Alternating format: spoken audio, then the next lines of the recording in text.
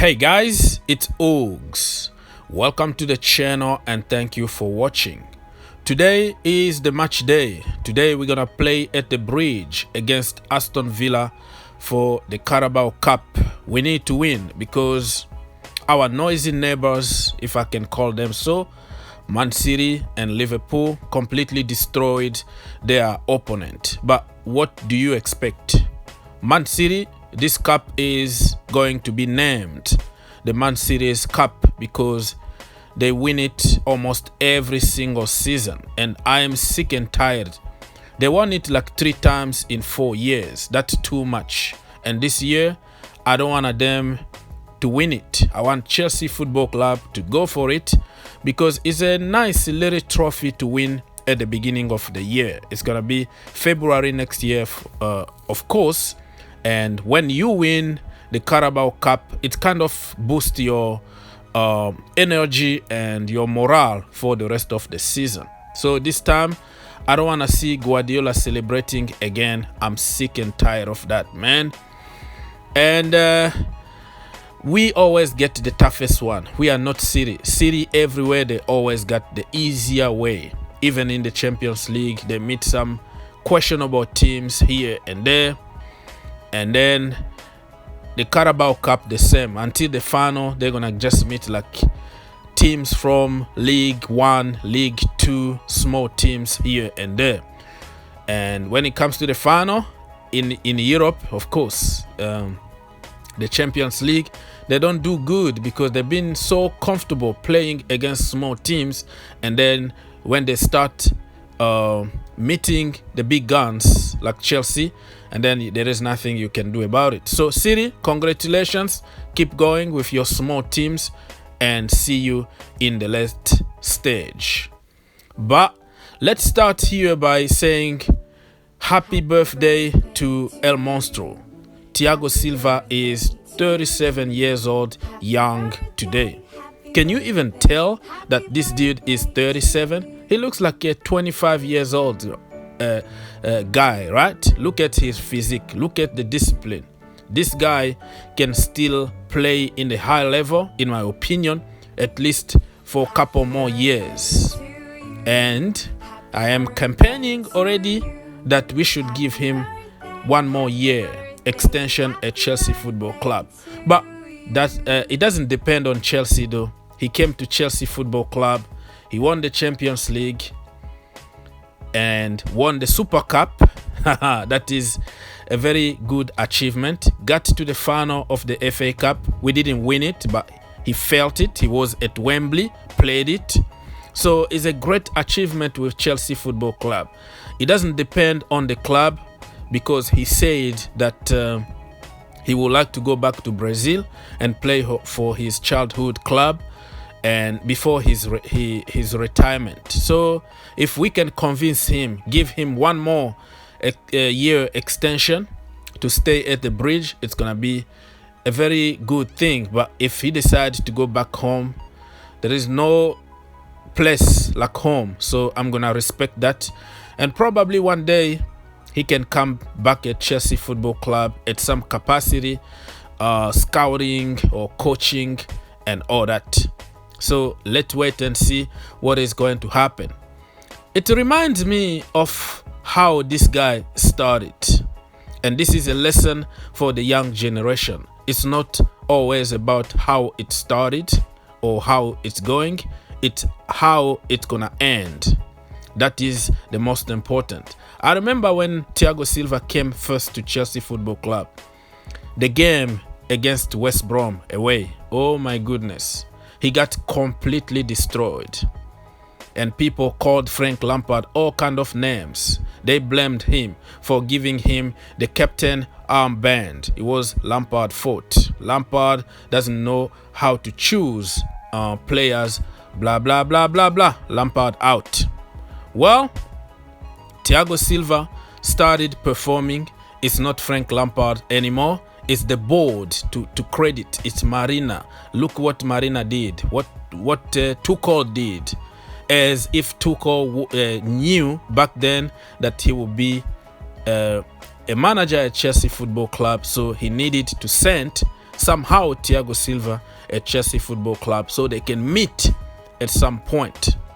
Man, the stories online and people try to be geniuses from their couches is sickening. Depending on your agenda, you're gonna hate somebody and try to create some stupid stories behind everything.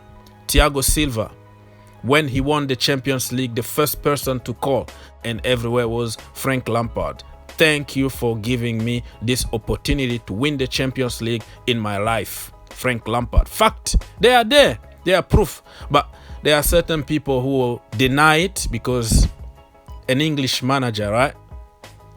From Chelsea, we don't rate them. But who cares? People who know football know who Frank Lampard is and what he did at Chelsea Football Club when we needed him the most, when nobody wanted to take that team, and he saved us from humiliation.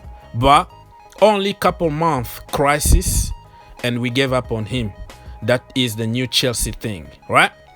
And for people who are going to tell me to stop talking about Frank Lampard, stop talking about Tammy Abraham, Academy, stop. Maybe you should stop watching my videos. How about that? Because this is my channel. I'm here to tell my side of the story. I don't insult anybody. I don't disrespect anybody. I don't curse. It's a family friendly show. And if you're not happy that I'm not telling you what you want to hear, if you are forcing me to hate innocent people just to make you happy, my brother, this place is not for you. It's democracy here. I say what I want and I respect everybody's opinion. You should respect mine too. I don't need any advice from you, my brother. I know exactly what I'm doing. I'm not gonna be popular being the way I am. I know exactly that. I should just switch to the popular opinion, start insulting innocent people, start flip-flopping depending on the trending topic, and life is going to be easy. You're gonna be a happy man. You're gonna make a lot of money. But I choose to be poor in order to tell the truth. So you don't even have to threaten to leave the channel. That is your right. You can just leave and block me because I am not gonna flip-flop just to make somebody happy. Next up, jury's out for Timo Werner. This time, nowhere to hide, my brother. I sold you the idea last season that he was going to be the golden boot in the Premier League and in the Champions League. And this season, I told you that it's going to happen, but it doesn't look like it. The last game that he played, I know that he came on from the bench, but it wasn't really convincing at all. Yeah, he had an assist, but what kind of assist? Do you think if he was in that place of Tony Rudiger, he was going to score such a goal? Think about it. So, watching the press conference, Thomas Tuchel press conference today, I was analyzing it and it's a little worrying about the future of Timo Werner.